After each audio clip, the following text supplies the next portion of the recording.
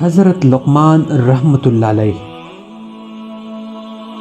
جاہلوں کی صحبت سے پرہیز رکھ، ایسا نہ ہو کہ وہ تمہیں اپنے جیسا بنا لے۔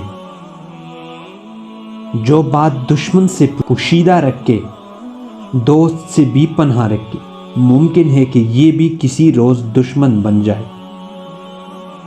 اگر کوئی کام کسی کے سپرد کر تو دانا کے سپرد کر، اگر دانا میسر نہ ہو تو خود کر ورنہ ترک کر۔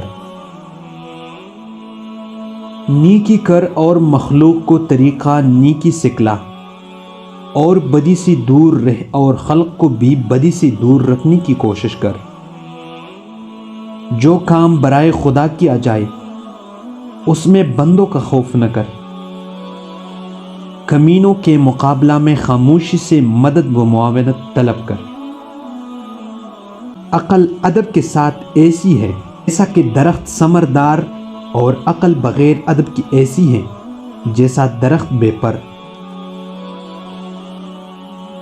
اصلاح نفس کی فکر میں مشغول رہ تاکہ بجائے صفات بد کے نیک پیدا ہو سکے۔